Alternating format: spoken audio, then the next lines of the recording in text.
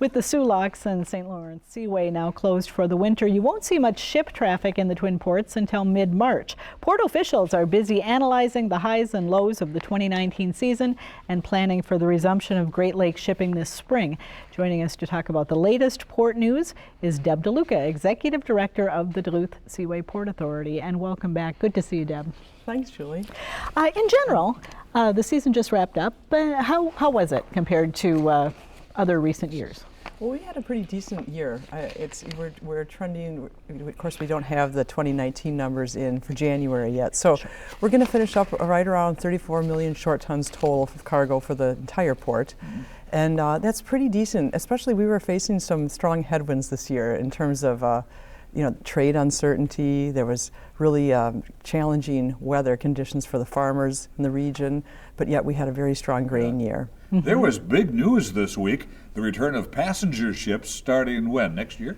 Yes, starting this coming summer. That is really exciting, Dennis. We had a very exciting announcement by Viking last week that they're resuming, or actually they're coming to the Great Lakes for the first time, and they're building a ship specifically for that purpose. Really? And Duluth is part of the itinerary. In 2022, they'll make 7 visits here. Wow. Mm-hmm.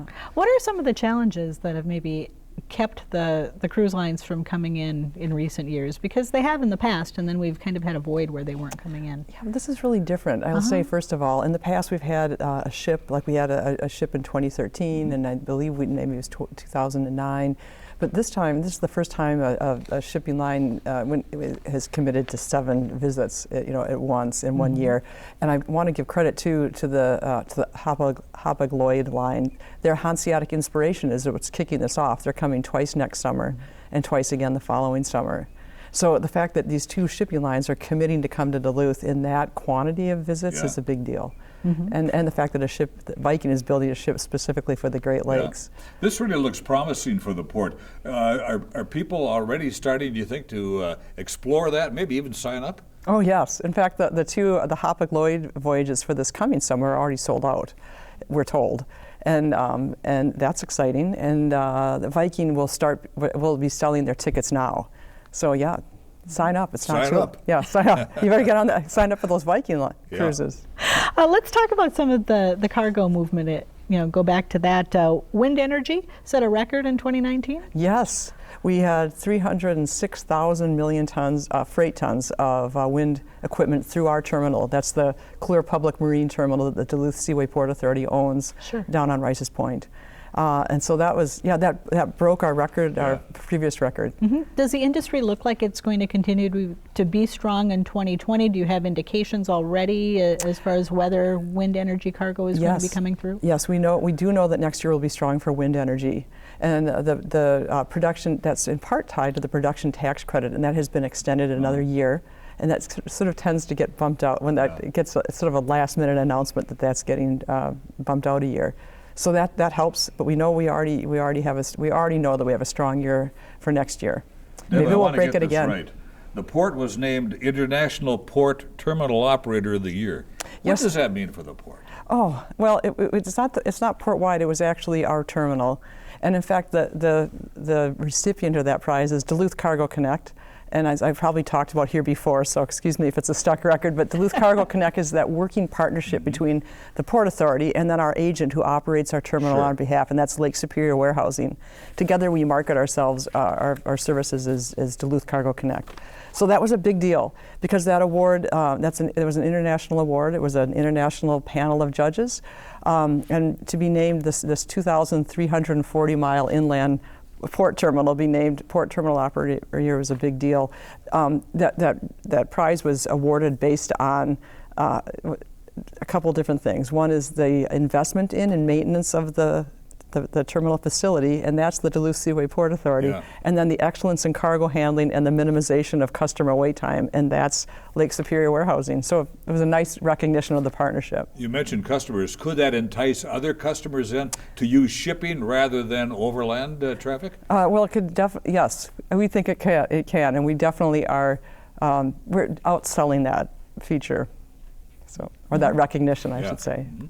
Now, the federal government has allocated some money for the next stage of the new Soo Lock. What does that mean for ports like Duluth?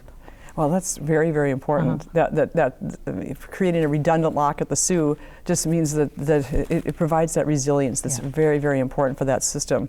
That is, I think it's a 60-year-old lock. This will be a second lock that allows 1,000-footers through. Exactly. It's a second lock that's the same size as the existing pole lock at the Soo, and so that just allows, again, it's the resiliency that's really critical for infrastructure of that size and importance. Deb, you have spearheaded a study to analyze Duluth's industrial economy. What have you learned? Well, we completed that last year. We worked on it with a number of partners on that study. And what was really important about that, I think, is that it established, or it reminds us all of the importance of the industrial sector to Duluth's economy. There's a really key element of that was that the wages and benefits that are put out by an average industrial job in the city, on average, the average industrial wage is $61,000 a year, and if you take that industrial sector out of the rest of the economy, the average wage for the rest of the economy is $43,000 a year, and those jobs come with excellent benefits and opportunities for advancement. And a really key element is that they're accessible to people across a broad range of educational backgrounds. So it's a good opportunity for equitable growth of the city. Do you think there might be more industry here than the average person in Duluth Superior thinks? Absolutely, absolutely. There's something close to, I wish I had that number exactly in my head, but I want to say about 9,000 industrial jobs in Duluth. And also important for the city, on a per job basis, they generate 3 times the tax revenue than a job that's not in the industrial sector. I'm going to have to wrap you up. Didn't darn. Get to hardly any of my questions, so will you come back again? I'd love to come back. Okay, thanks. It's always a pleasure to have you here. Thanks so much for having me here. Appreciate it. All right.